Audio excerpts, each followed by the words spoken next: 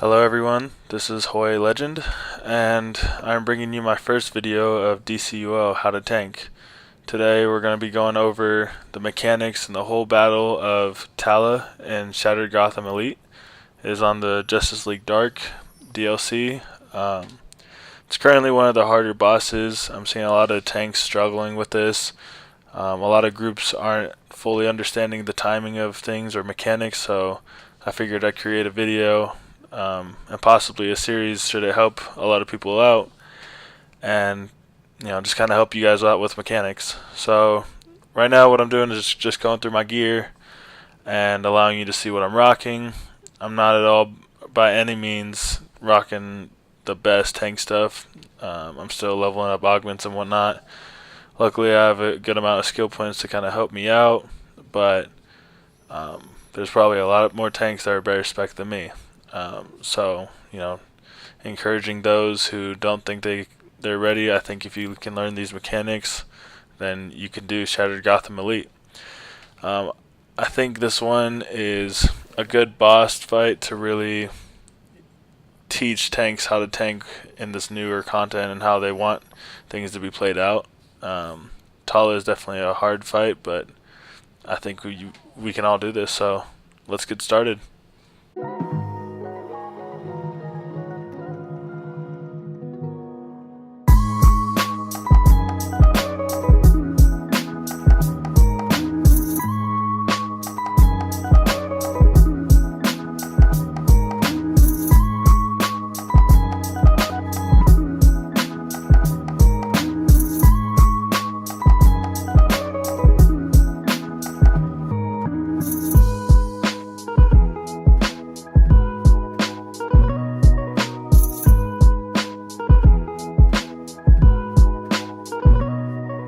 Alright, so the healing mechanic is important in this because obviously if we don't stop it, she's going to heal back all her health and we're never going to beat this. So I'm starting this off with the beginning of the match, so you guys see the first animation or pose she does, and that's what we're going to look at first.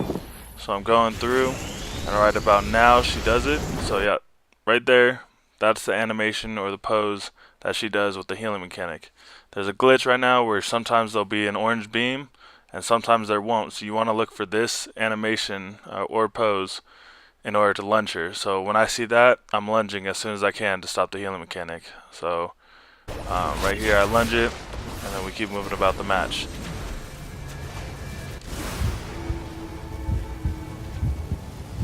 Okay, so as it said in the notes, Tala is going to be doing indicator moves throughout this fight that pretty much tell you everything she's going to be doing next. Since we're looking at the heal mechanic, the indicator move that we're going to be talking about right now is what I call her purple beam, which is her stun mechanic. So right there, she does the purple beam, and if you can see, it's the same animation or the pose as her healing mechanic. So when you see that as a tank, you gotta know, okay, she did her stun move, that means at some point pretty soon her heal mechanic's coming out. I need to be able to lunge that. Out of all the times I've done it, it's usually the next move after that or up to 3 moves after.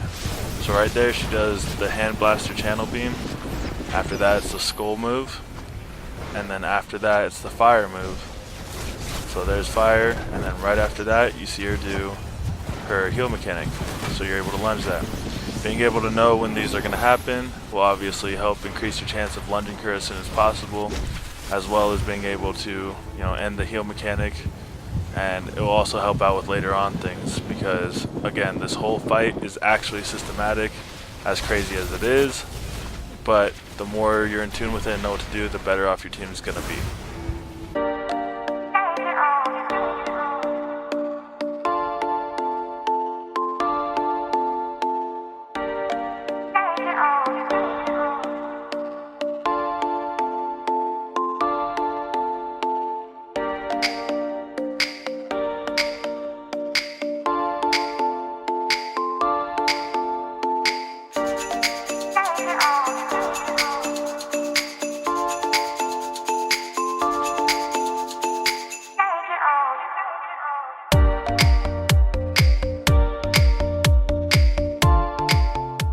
So the fire mechanic is by far the hardest part of this fight. Some people I've ran with have said it's the hardest part of the entire raid. just because if you get hit by that thing, no ifs, ands, or buts about it, you're dead.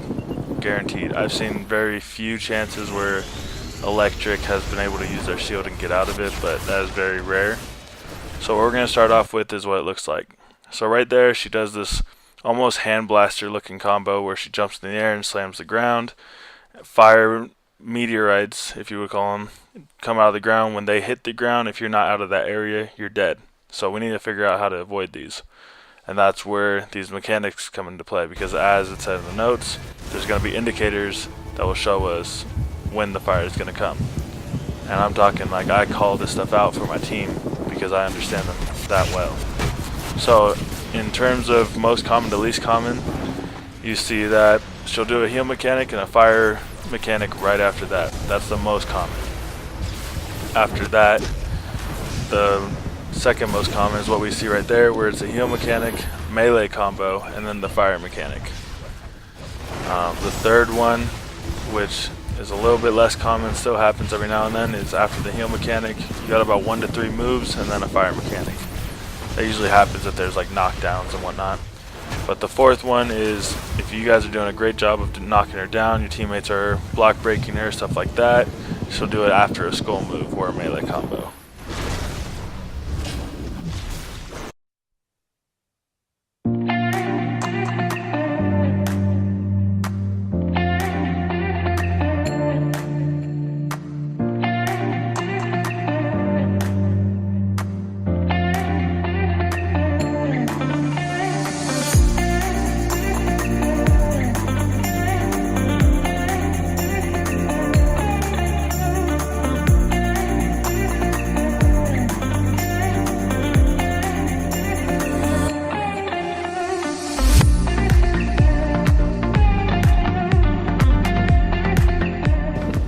So the ad mechanic is pretty hectic, things get a little bit chaotic, so I'm going to try to work through this as best as I can to help explain it to you.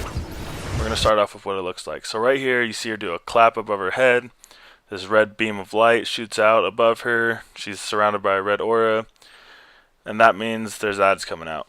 So if you can notice this as a tank, the faster you notice it, the faster you can start looking around for ads. The next important thing, probably the most important thing, is to understand where your healers are. So me right now, when I see ads come out, I'm looking for where my healers are. Why? Because the ads tend to go straight for them after they spawn. They don't really care about me as a tank until I pull them. So I look around for my healers as fast as possible, and then I pull them. Now as you see right there, after I pull them, the ads don't really care about anyone else. Once they're aggroed on me, we're good. So at that point I can relock onto Tala, and then I can knock down the heal mechanic if I see it, still call out the fires. I just gotta, stay on top of bouncing them and using my chronometrics to stun them. After that, I usually have the DPSs focus on them first, then Tala, because as long as I'm targeted on her, then I can keep her from healing still. That's pretty much the main thing. But again, trying to keep them away from the healers is pretty crucial. So right here I'm showing another one where she brings ads out, just to kind of help give you guys more perspective, right? So again, they come out, I'm by a huge group, so I area pull them, try to pull as many as I can, and see that the guy jumps straight for the healers, so pull them back right to me, and then once they're all around me, lock back onto Tala, we're cool. The reason why I don't as much care about the DPS is because they can block and the healers can still heal them, but if the ads go for the healers, that's all bad. So again, call out ads, have people start blocking, find your healers, communicate with them, and then at that point get the ads, and then you just keep focusing on her. And then if you start to do that, have the fire down, and you are on top of the heal mechanic, thing will go by in a breeze. You guys will be able to easily beat this. I think we beat her in like 9 minutes or something like that. It was a really smooth run, things went well, callouts were good. And yeah, that's pretty much it. So if you watched this and this helped you at all, I appreciate you watching. I'm glad I was able to help. Any questions you guys have, leave in the comments. I'll do my best to try to answer what I can, and I'll catch you guys next time. Thank you.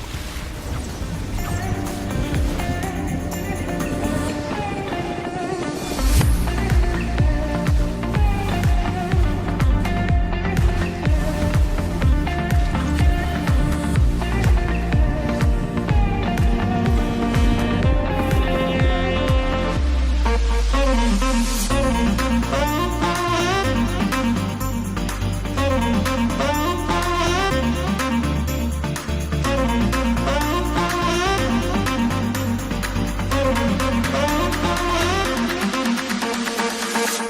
you wanna dance?